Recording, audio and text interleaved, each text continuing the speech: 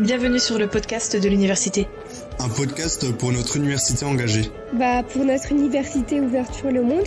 Pour la recherche, l'innovation et les transitions. Pour raconter l'histoire et vos histoires. En bref, un podcast qui fait vivre l'actualité de l'université de Franche-Comté.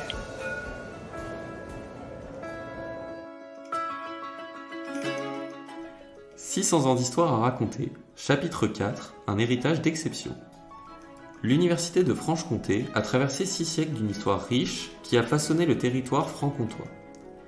Au fil de ces chapitres, nous avons pu remonter le temps jusqu'à sa création en 1423, mais qu'en est-il de notre belle institution aujourd'hui ? Quelles promesses nous fait-elle et quelles perspectives nous offre-t-elle ? Masha Voronov, présidente de l'université de Franche-Comté, est venue nous parler de notre université et des projets qu'elle envisage pour son avenir. Bonjour Présidente, merci d'avoir accepté de répondre à nos questions sur notre héritage d'exception. Pour commencer, est-ce que vous pouvez nous parler de l'université de Franche-Comté aujourd'hui ? Bonjour.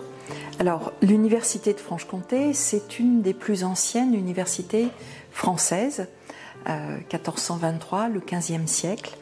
Et c'est une université qui s'est construite d'abord avec peu de composantes, essentiellement théologie, le champ juridique et la santé, et qui est maintenant une université pluridisciplinaire avec composante santé.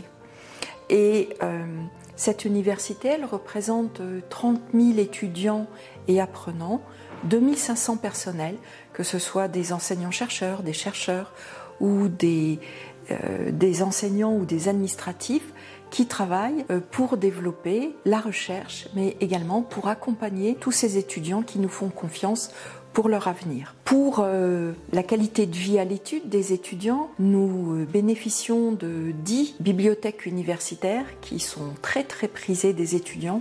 Je sais que les étudiants souhaitent toujours plus d'amplitude horaire pour travailler, qui sont dans des très beaux locaux, certaines modernes, certaines plus anciennes et certaines en cours de rénovation profonde avec un jardin de lecture qui sera extérieur, qui sera une vraie petite merveille. Pour accueillir les étudiants, nous avons 6 unités de formation et recherche que nous appelons les facultés, mais nous avons également des instituts et des écoles. Nous avons une école d'ingénieurs spécialisée dans le dispositif médical en particulier.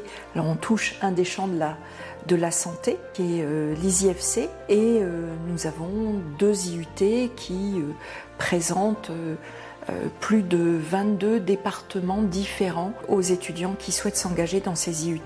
Nous avons également un institut de formation des professeurs du premier et deuxième degré. Et nous sommes implantés sur 5 sites. À Besançon, où nous avons 3 campus importants, celui du centre-ville, sciences humaines et sociales. Nous avons également celui du Chazal qui est tout autour de la santé, où nous avons près de 6500 étudiants à côté du CHU de Besançon. Et puis nous avons ce magnifique campus à l'anglo-saxonne, à la Boulois, qui est un campus très arboré, qui est actuellement en très grande reconstruction, rénovation, et qui d'ici 1 an va devenir vraiment une pierre absolument maîtresse de ce que l'université de Franche-Comté peut offrir aux étudiantes et aux étudiants. Et puis nous avons de très gros sites au nord de la Franche-Comté, à Belfort et à Montbéliard, où là aussi nous pouvons accueillir les étudiants dans des situations qui sont là aussi en cours d'être améliorées avec des rénovations. Et nous avons 2 sites un peu plus petits, à Lons-le-Saunier, mais également à Vesoul. Et à Vesoul, nous sommes au bord du lac. Comme me l'a dit récemment un collaborateur breton, c'est le seul lac de Franche-Comté où il y a du vent pour faire de la voile. À côté de ces facultés et de ces bibliothèques universitaires, nous avons 23 unités de recherche. Et la recherche au sein de l'université de Franche-Comté est une recherche d'excellence où la qualité des équipes de recherche est reconnue. Elle est reconnue au niveau mondial par bien évidemment les publications et les brevets que déposent les collègues et leur manière qu'ils ont au travers de leur recherche aussi de réfléchir aux enjeux de société qui se posent à nous. Nourrir et soigner la population et puis protéger notre belle planète. Et je veux pour preuve de cette excellence les médailles récemment obtenues par certains de nos collègues, des médailles CNRS, il y en a eu 2 en 2022, les bourses de l'European Research Council, nous en avons eu également 2 l'année dernière, ce sont des bourses importantes, et puis je voudrais souligner les 6 lauréats de l'Institut universitaire de France, donc l'IUF, qui nous classe en 5e position parmi les universités françaises. Et à la grande surprise d'un des collègues, nous étions au même niveau que Paris-Saclay. Quelle est sa place dans le territoire franc-comtois, mais également à l'échelle nationale et internationale? Alors nous sommes en Franche-Comté et nous sommes très ancrés sur notre territoire franc-comtois au travers des installations dont je vous parlais, de ces 5 sites. Potentiellement, à la rentrée 2023, nous ouvrons un 6e site à Dole et nous sommes résolument tournés vers notre territoire. Une université, c'est une richesse pour un territoire. 1 euro investi dans une université donne un retour pour un territoire qui est au moins 4 fois plus important. Bien évidemment, 2500 personnes qui travaillent au sein de l'université, c'est des emplois, vous le comprenez bien. Mais nous avons noué des relations de très belle qualité avec les collectivités locales, les collectivités territoriales. La Franche-Comté est un territoire d'innovation, c'est un territoire industriel. Beaucoup par le nord de son territoire, par le nord Franche-Comté. Et nous étions, quand nous n'étions que Franche-Comté, le premier territoire industriel de France. Et donc, les liens que nous avons su créer, c'est une formidable opportunité en fait de générer une activité, et une activité à haute valeur ajoutée, la valeur ajoutée qu'apporte l'université. Il n'y a pas que les grandes écoles, il n'y a qu'en France où on pense qu'aux grandes écoles, mais nous pensons université, université d'ouverture qui accueille, mais également université d'excellence qui forme et qui offre la possibilité d'avoir des débouchés professionnels passionnants à ses étudiantes et à ses étudiants. Mais au-delà de cet ancrage territorial, nous souhaitons, et vous le savez, notre université a près de 20% d'étudiants internationaux, nous souhaitons attirer des talents, attirer des énergies qui viennent du monde entier. Et nous sommes tournés également vers l'Europe, puisque nous avons la chance d'être sur un territoire qui est une frontière. Il y a une frontière bien sûr avec la Suisse, mais qui est vraiment pas loin de l'Allemagne et pas très loin non plus de l'Italie, du Luxembourg ou plus à l'est de l'Autriche. Et donc nous sommes rentrés dans une université européenne qui s'appelle STARS EU et c'est une formidable opportunité que nous avons saisie. Cette université européenne représente 150 000 étudiantes et étudiants. Nous collaborons avec des universités de 8 autres pays. Donc on va commencer par le Nord, la Suède, l'Allemagne, les Pays-Bas, la République tchèque, l'Albanie, et puis quand on descend, la Pologne, l'Italie, l'Espagne et le Portugal. Vous avez voulu bâtir une université de valeur. Est-ce que vous pouvez nous dire ce que ça représente pour vous ?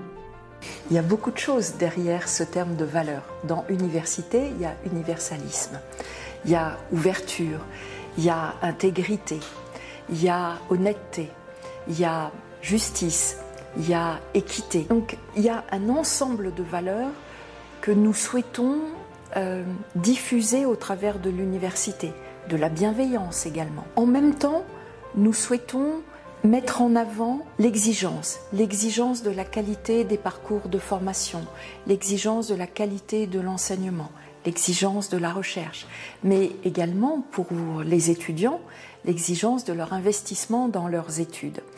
Bâtir une université de valeur, c'est vraiment porter une attention toute particulière à la qualité de vie. C'est la qualité de vie du personnel, bien évidemment, qui doit pouvoir arriver dans sa salle de cours ou dans son bureau avec l'âme en paix, mais c'est aussi la qualité de vie à l'étude des étudiants qui doivent trouver les conditions idéales pour leur étude. L'université a un rôle majeur à jouer pour la construction du monde de demain. Pourquoi faut-il miser sur la jeunesse pour le construire ?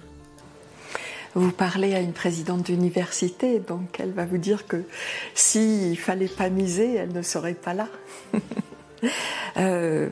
L'université, c'est le lieu, ça a été le mien, c'est le vôtre actuellement. C'est un lieu d'apprentissage. C'est un lieu de débat, on l'a vu ces derniers mois. C'est un lieu de découverte. C'est un lieu aussi de sociabilisation.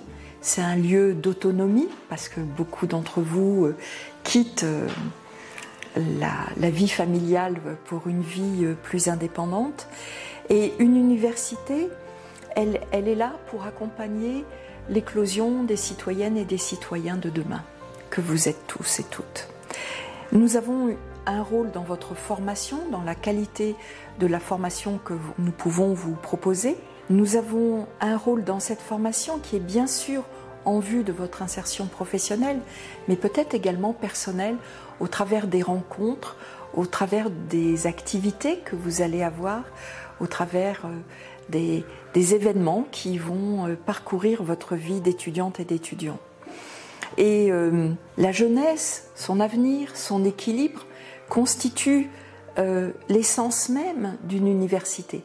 Si vous n'étiez pas là, nous ne servirions à rien. Donc le rôle de l'université, c'est vraiment au fond d'accompagner la construction du monde de demain que vous représentez.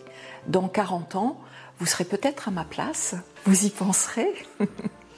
L'université aura 640 ans et vous aurez peut-être vous aussi ce discours-là vis-à-vis des étudiantes et des étudiants. Et je parlais de qualité des formations, et je suis très attachée également à ce que vous puissiez développer des compétences qui sont des compétences qui vont vous aider tout au long de votre vie professionnelle. Votre génération ne va pas avoir un parcours obligatoirement très linéaire. Probablement que vous allez changer de métier ou que vous-même, vous allez façonner les futurs métiers dans lesquels vous exercerez. Et l'université, c'est un lieu de liberté, c'est un lieu de créativité, c'est ce lieu de partage qui est essentiel et c'est un lieu d'ouverture. Et j'espère que ce lieu-là, ce creuset qu'est l'université, aidera vraiment les étudiantes et les étudiants que vous représentez de construire le monde de demain qui vous rendra tous épanouis et, j'ose dire, heureux. Et donc cette formation de qualité, d'excellence, c'est peut-être aussi la promesse d'un monde durable et d'un monde responsable. Selon vous, à quoi ressemblera l'université de demain ? Alors je vois l'université comme, au fond, quelque part, la représentation de ce que doit être la responsabilité. C'est-à-dire que l'université, elle a des responsabilités fortes et elle les adresse au travers de la manière dont elle prend au bras-le-corps les enjeux sociétaux qui sont déjà actuels. On dit toujours les enjeux sociétaux de demain, mais on le voit bien, ces enjeux, ils sont déjà là. Et c'est vers ça que l'université doit aller. C'est comment, par notre recherche, comment, par la formation, la manière dont nous faisons évoluer nos formations, comment nous pouvons être l'acteur incontournable de l'évolution de la société, de l'évolution du monde.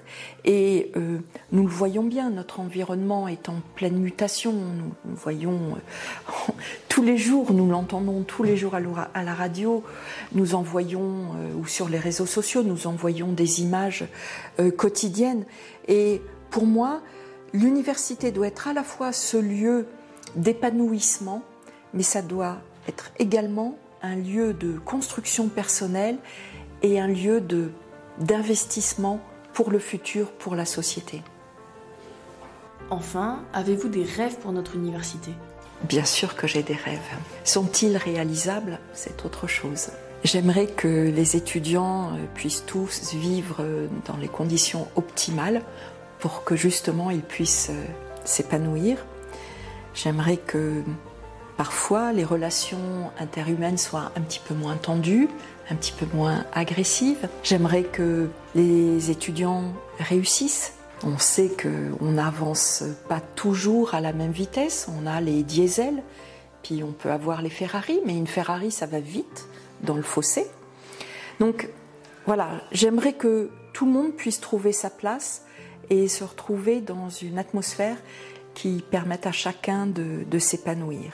Je voudrais que notre université ait réussi sa transition environnementale, sa responsabilité sociétale environnementale.